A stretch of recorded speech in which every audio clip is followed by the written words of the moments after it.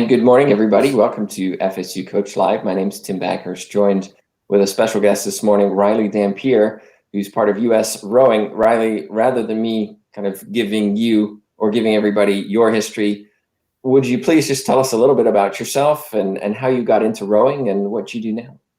Absolutely. Great to be here with you today, Tim. So I started rowing in college. It was something that I wanted to try out when I got to California sunshine and to be outside, be outdoors, and it started me on a pretty wild ride for sure. So I rowed in college for 4 years, and then after that, I joined a few club programs with the intention of making the U.S. national team for the sport of rowing, and I did that for about 6 years, and I was on one national team and was working towards the Olympics. I just missed going to the Olympics in 2008, but I immediately shifted into the coaching position that fall, and as an assistant coach to the program I had been previously a participant of, and just really knew that is where I belonged. And I'd always wanted to be a teacher, Tim. So this was, a really comfortable position for me to be in. And now, wow, I had this incredible sport that I loved, and I could be the teacher that I'd always wanted to be. So I've been coaching since 2008. I did it at the club level as an assistant, and I became a head coach of that program. And I've been at the USRowing National High Performance Center here in Oklahoma City since 2016 after the Olympics. In 2016, I made the transition to come here and develop athletes for the next few quadrennials. Quadrennials is an interesting word. You used it before we started our stream. It's not one we hear very often because we're talking about the Olympics, and that's rowing's marquee event. I'm curious how you prepare athletes for a 4-year goal. I can see that being very difficult for an athlete to stay committed and motivated into a program when things are so far away. Absolutely. I think that it's actually, interestingly enough, I would say that 4 years is actually not that much time, truly, when you're talking about the Olympic podium and really trying to participate at the highest level in any sport, right? Mm-hmm. So 4 years is actually a very short period of time when you think back from the ultimate goal and you work back in the steps and you realize what you have to be doing today to actually be able to achieve that goal 4 years from now. So it actually doesn't take very long, especially for athletes that are coming from collegiate sports where they can reflect back on, wow, I started out as a freshman and I was at this level, and now I'm a senior and totally different athlete than I was when I walked in the door. So I think that it's actually a pretty easy transition from that perspective, just getting your head around 4 years. I think, it can be pretty daunting, but we have specific elements that we want to work in every year. And some athletes start, a year into the cycle or 2 years in. And so for some athletes, it turns into a 7-year process or a 6-year process. And again, I think, if this is what you really want in 4 years, at minimum sounds too daunting, then, you're probably doing the wrong thing, right? So I think it's actually very reasonable to get your head around 4 years. And the quadrennials, we've got LA in 2028. And right now that's my eyes are on LA 2028. And I think that, that's very reasonable. And I think, wow, that's actually just around the corner. I'm sure that seems like a long ways away to a lot of people, but to me, it's, wow, I got to put a lot of things in place to help prepare the U.S. team for the next U.S. Olympics. Okay, so thinking that kind of length out, 4 years, I get it. 8 years, wow, you really have to think a long way ahead. What are some of the things that you have to plan out now in order to be successful in 8 years' time? Right. Well, of course, most importantly, we're looking at the athlete pool, right? And I've been working with a few different supporters in our community, both locally and nationally, trying to work on how do we identify the top talent 8 years from now? What do those people look like today? What are those athletes doing today? And so the pool of athletes is mostly high schoolers right now, right? When we're talking about LA and in Paris in 2024, a lot of those athletes are in high school for the sport of rowing. Some are in college today, and some might be just graduated from college in terms of when we look ahead to Paris. And we want to know, how do they deal with adversity? How are they dealing with tough times in their lives? And that's a really important question. Again, when you think about digging in for at least 4 years, you got to have somebody that's into the grind, that understands what hard work is and understands that, the highs come with lows, and how do you deal with those lows? And I think that, looking from the sports psychology side is really important, but then also we want athletes that are into a few different sports as well. Multidisciplined athletes tend to, again, just be that much more well-rounded and understand how to, deal with wins and losses in a variety of sports and in a variety of environments. And that's interesting, because a lot of sports really specialize early. Maybe Right. not necessarily that a good thing, but we see that a lot, where parents will push an athlete into, I'm going to say push, I'm going to say that delicately, but that happens a lot. Sure. A child is playing a sport from the age of 4, and it's expected that they play that through their high school career and get some kind of college scholarship. Right. You're suggesting that that's not a benefit to rowing. No, definitely not. And I think that a lot of coaches would agree. And I think there is a big shift, Tim, in the last few years to get away from just pigeonholing athletes into, or kids into, one sport. I think you're finding that in a lot of coaching interviews that I've listened to in the last 6 months here, listening to even football coaches and basketball coaches, some of those premier college sport coaches.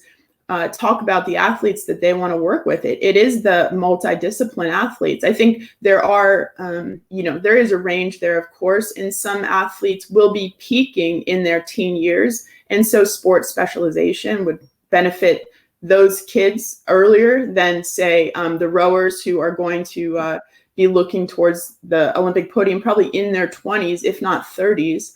So I think too, it depends on the age of peaking in the sport that kind of dictates that. But I've found that coaches are looking, even those high level college coaches are looking for a range of athleticism from their athletes, not just this guy's really good at doing this one thing. He's been good at a few different things, and wow, I think that he can really contribute in a lot of different ways and not just that one way.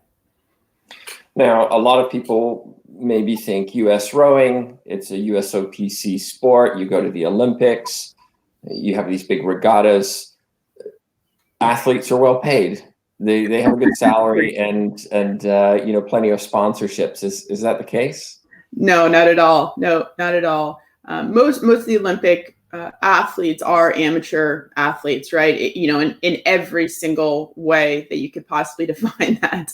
And there's really very little money. There's no Nike contracts in our sport at all, and nothing even that would be comparable to that. It really is for love of the sport and for the love of, the Olympic movement and wanting to become an Olympian, represent their country, and go after that podium. So, there is not a lot of money there. That said, the community around our sport is very strong and extremely supportive. So there are a lot of sponsorship opportunities, but they are much more based on individuals who've probably come through the sport, to be honest with you. And that's it. That's a tough double-edged sword, I guess, if you will, that this high level of amateurism in our sport is that you're really getting athletes who are just in it for one thing, or certainly can define it based on things outside of the financial benefits. There are a lot of reasons, I should say, but it's not. It's very, very unlikely it's financially driven. So most of your athletes would, be in college, have jobs, work full time, have families. the usual things that most of us do. And then on the side, they're training in Right. high performance to try to be an Olympian. Correct. Right, right. Luckily, here in Oklahoma City, we're able to provide an environment where we can subsidize, based on performance, we subsidize where they live. We've got apartments that the athletes live in, and we have a very small roster to accommodate that. But we try to provide a lot of support structure around the athletes, from the physical therapy that they received, again, to the sports psychology, to, we work with a local hospital and one of the physicians there. So we have a lot of things in place to help them so they're not burdened to work 40 hours, because 40 hours plus trying to be an Olympian is really unrealistic. It's possible, no doubt, but it is unrealistic. So we're looking for people that are working, that can make this work on at max 30 hours of work a week. But yes, in general, they do have to work to pay the bills and to pay for that big grocery bill, for sure, for being a high level endurance athlete. One of the things that you mentioned in your intro was that you had been an Olympic hopeful and didn't quite make it. And I think that's interesting, because a lot of times we see all the success stories, right? We hear of all these people who walk away with the gold medals, yet that didn't happen for you. And I wonder, has that helped you as a coach, knowing kind of the disappointment and the frustration of almost being there and not quite making it? And so then being able to support those who are on the cusp, so to speak. Right. Definitely. I wouldn't say that it was necessary for me to be a good coach, right? But right. But I do think that it has certainly played a big role in my ability to coach today. So because of when I was kind of coming through the system between college and then in those few years after college, we were, I'm old enough to have not even had a cell phone in college, let alone be really, involved with what was going on online. And then social media came along, and the way that people are connected to each other is very different than it was when I was coming through as an athlete, which is just to say that I really didn't know in many ways what the right path was and how was I going to get there. I was very self-motivated and driven to do this thing, but I didn't have a lot of good resources in my life, and I didn't know how to connect to them. I had a magazine that I got every month to know who the superstars of our sport were,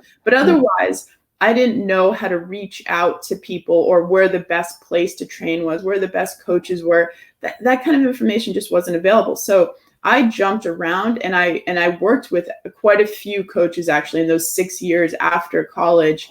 And to your point, I think that really helped me a lot, because through my very meandering path, I learned a lot about myself, but also what worked and what didn't work. And I'm now able to draw on all those experiences to, hone my own voice as a coach. And I think that was really helpful, that I had an experience in a lot of different environments, because no one said, this is exactly where you need to go. I was figuring it out on my own so much along the way. So I think that all of those experiences actually really do help me tremendously. And I know a lot of what not to do, but I've also learned along the way of the right way to do things, and watching some of my peers along the way that were absolute rock stars, and understanding the difference between that athlete and, the more developing athletes, and what were the key differences. So it definitely, my path absolutely helped me tremendously with who I am today, and my coaching ability today, and my coaching voice. And I'm very grateful for that experience. So missing the Olympics was something that I mourned at the time, and it was something that I really I wanted it so dearly. But today I look back and wow, I did live the dream. I did so much and got so close that I'm very grateful for all of it, for the highs and the low lows, for sure. You've been coaching for a while now. one of the challenges I think for all of us, and you talked about not having a cell phone in college, and I know what that was like, but the new generation, my children, for example, have no concept of what that's like. And they live in a different age, a technological age, if you were. How do you, I guess, try to stay up to date, current, relevant with your athletes when what you went through as a teenager and a young adult is not the same as what they're going through? How do you stay connected with them and develop that relationship? Right. It's definitely been an adjustment. Mhm. I think too, this does lend itself to the differences in some sports as well. So the athletes that I coach are generally, again, the endurance athletes, and they're generally training by themselves. So the way that, a triathlete or a marathon runner would probably not go out for a session for 3 hours and be taking social media breaks. It's the same with rowers. Of course, they're on the water. They're probably not taking their cell phones out there anyway.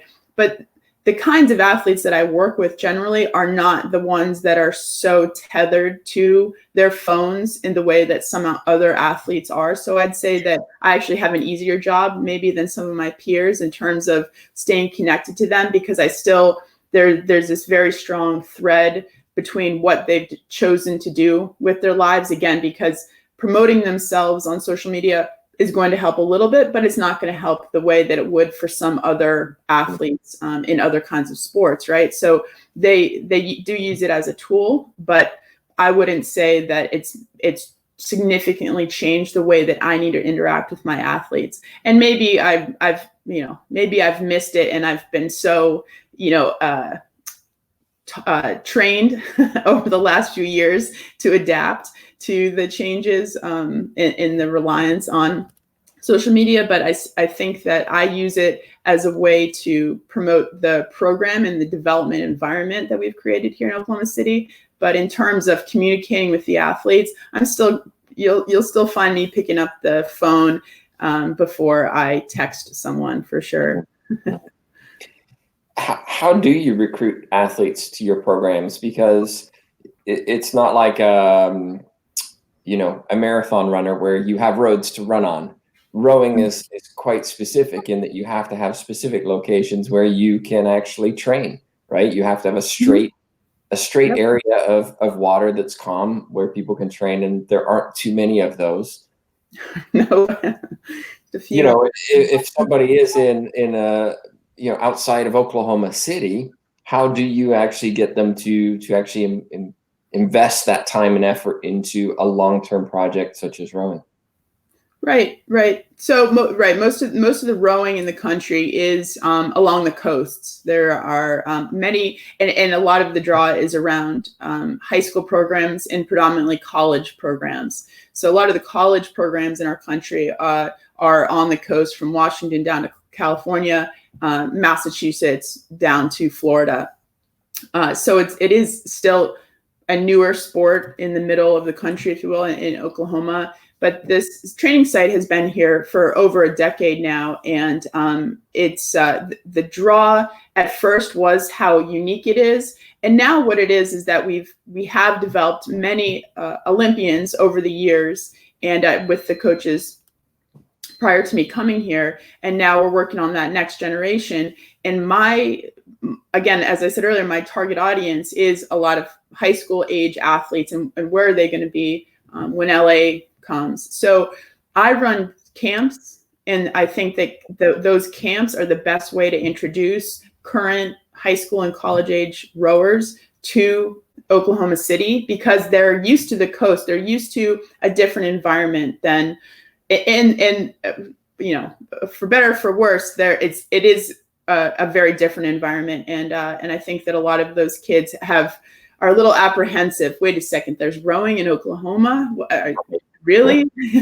But so I run these camps as a way to introduce athletes, my future Olympians, hopefully, to the city, to the environment, to the coaching, to, the facilities, which are just really incredible. The amount of space that we have here is so different than a lot of the, the small boathouses that exist in some of those bigger cities on the coast. So I find that the camps that we hold really help reveal all that we have to offer here in the middle, and that's really been my best way to recruit, is that we have that we promote it in a very various outlets that rowers check in on, again, on social media and online, and we use that as an opportunity to bring in some high level athletes, around Christmas time and as well over the summers. And so far that's been really, really helpful, because then those athletes graduate from college and end up joining our full-time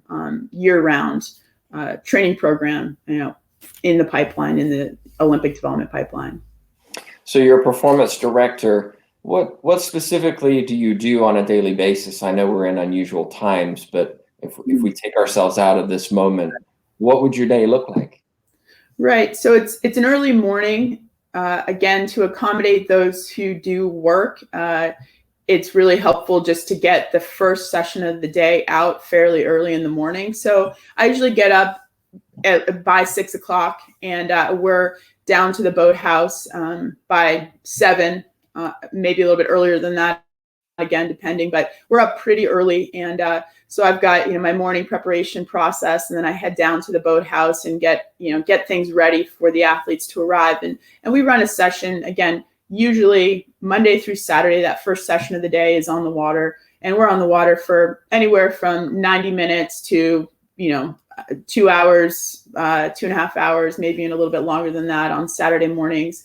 And then we come in, do a little regroup, and check in on how everything went. And then from there, for me, I head back up to my office and I start getting some of that administrative side of my job done, and do some meetings with the executive director, and just work on how we can continue to improve the environment that we've created for the athletes. And then from there, I've got usually another session in the afternoon that would be in the weight room or on the rowing machines inside. Maybe the athletes are on their own, but that afternoon session too needs some scripting, and I'm usually working with at least a small group of athletes in the afternoon. And then after that, I'll probably get back to a few more emails and calls, again, either recruiting or continuing to find more supporters in our community that could perhaps help some of our athletes with jobs and that kind of thing. We're doing some fundraising. So as a director, I'd certainly wear a lot of hats, from the development director of the athletes, but also the development director in terms of fundraising, and really everything in between. So it's usually a busy day. Yeah, definitely. We do have a question for you online, and it was from Joanne. She says, how do you screen for eating disorders? It's pretty high amongst rowers, lean and healthy, and then fuel versus restricting. Sure, right.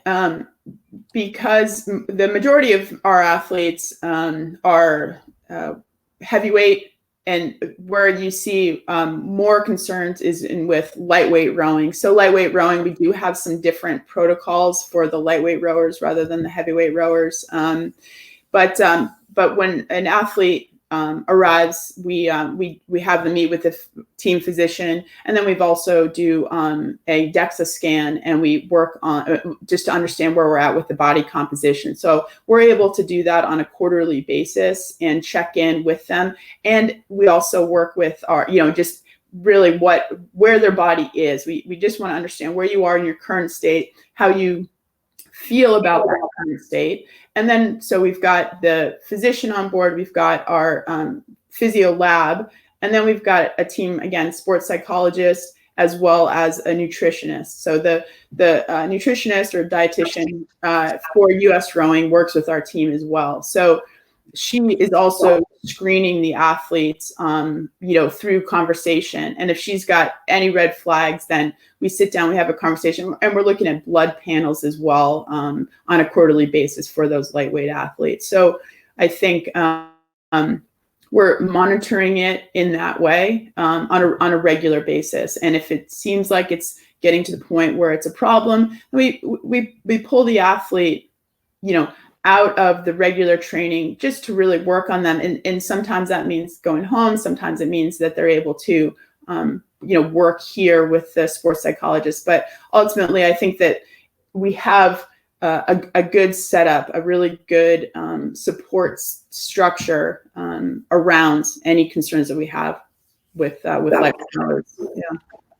You mentioned a team of people who work with your athletes. Do you oversee those, or do they work for different organizations within the river sport organization? How does that work, and how do you work with them in a way that aids the athlete the best, I guess is what I'm looking for.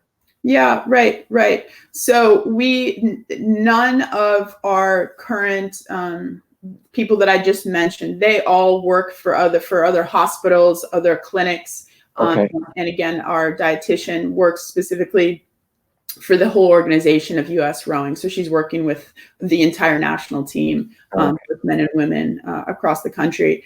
So though everybody is either through contract with us or through contract with USRowing. Yep. And looking at you as a coach, what do you do in order to continue your professional development and get better as a coach? Right. Well, certainly tune in to your live streams. Absolutely. Shameless plug. Keep doing it. That's right. So, but I also actually am currently in my master's program through Drexel University with Cam Casaglas, who's the director of that program. And it's a sports coaching leadership master's, and it's all online, and it's a 2-year program. And that's right now, I'm very deep in that, with my homework and relearning the Blackboard, and it's been great to get in a group with a lot of other coaches from other sports too, and just have the dialogue with coaches from baseball, from football, from diving. There's just so many different voices in the program. It's fantastic. It's been really helpful. And in the scientific research that I have access to through the university that I don't have, or at least have easy access to in general, has been incredible as well, just to stay really up to date with the newest science behind sport. And then, of course, our sport specifically as well. Yeah, that's an interesting point. And I maybe have never considered this as a rationale for doing continuing ed like that, is that typically what I hear is coaches have a lot of mentors and they do professional development within their sport. Sure.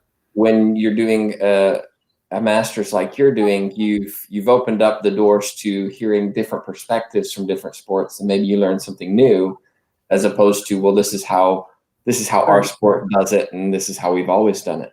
Oh, definitely. Right. And I did, a few years ago, I was invited to essentially represent USRowing in a program that was put together by the USOPC, and it's the National Team Coaches Leadership Education Program, and it's as well is about an 18-month program, and that was incredible because I was the only rowing coach that was there for sure. But I mean, there were just some of the legends of sport today. And to have just, these are my buddies now, I can call up any one of them and, okay, so what do you think about this? From bobsled to Karch Karai, who's the women's volleyball coach and a legend in his own right, certainly, to be able to have a conversation with any of those guys about, how do you talk to your athletes about this or that, and I think that's really helpful, because at the end of the day, it's so much about what we do is the communication, right? I mean, and that's what it is. We were talking about earlier that a lot of sport is not sport specific. It's people working with people, and how do we get that right? And so I think that I don't need to sit around with a bunch of rowing coaches to become a better coach. For sure, if anything, I need to get out of that room and get into a room with coaches from a variety of different sports and a lot of different perspectives. I think, right, we don't want to get stuck with thinking, well, in my sport, it's always been done this way. So let's just keep moving it forward in this path. Well, all right, well, let's jump over here and see what these guys are doing, because maybe they've got, a little bit different science behind how they communicate with their athletes, how they run training sessions, how they plan for the long term, and I think that's so valuable, and it's been great. I've had a lot of great mentors through that program as well, and now working with this program, master's program, it's really helpful to just have that dialogue that I wouldn't otherwise get.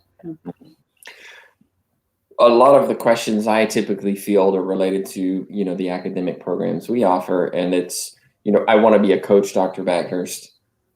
Okay, yeah, let's talk about the realities of coaching. And do you really want to be a coach? Because maybe what you see on TV is the very small percentage of what actually happens in coaching. And coaching is not an easy vocation.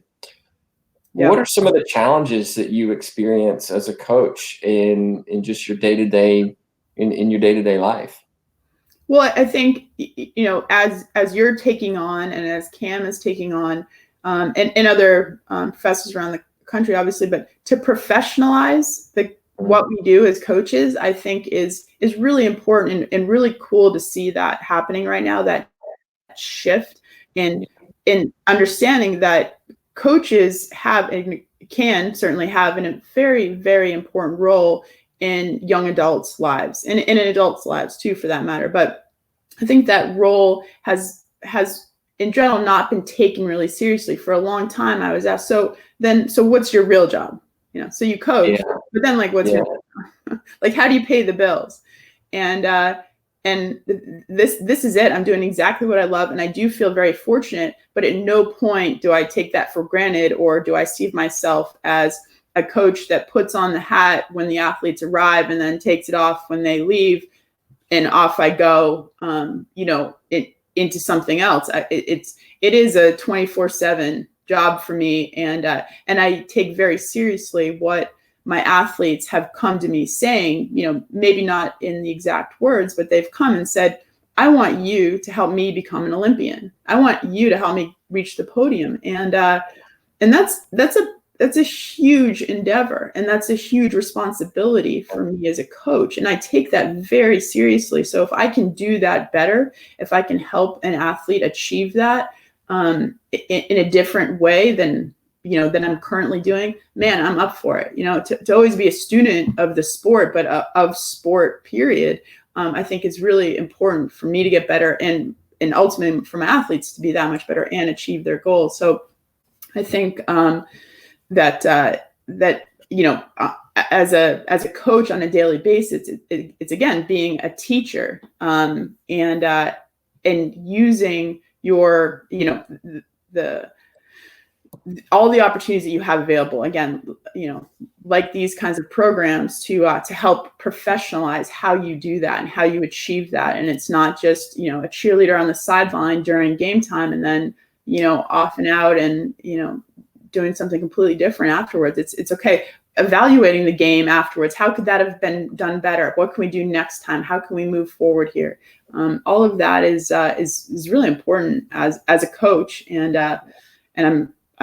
I'm just thrilled that, to see these programs and to see more opportunities for coaches to professionalize what they do, and maybe for some feel better about that conversation, right? That when people ask them, well, what do you really do? I'm a coach, I'm a teacher, and my job is extremely important. If you have questions for Reilly, be sure to put them in your chat box. I've only got one more, which is, looking back on your coaching career and your experiences, and then thinking to people who may be interested in following in your footsteps, what kind of advice would you give those people? It's a great question. I think that reaching out and talking to other coaches and not being afraid to do that again, going to national team coaches, to big time college coaches, to big time high school coaches, or just a coach that you really liked working with, maybe as an athlete or someone that you really look up to, but understanding from them what the job is and what their mistakes were, what their successes were, and how did they get there, and what are the kind of the important pieces from their perspective. But I think getting out there and talking to coaches is really important, and understanding what the job actually is, and that if all you want to do is be that cheerleader and you're a fan of the sport, and you think that coaching is being a fan, then that's a big problem, because that is absolutely the being a fan of your athletes is a very small part of what you do. The rest of it is a lot of hard work behind each athletic success that you see. And so I think that it's really important you get out and you really understand it. And if you can shadow coaches,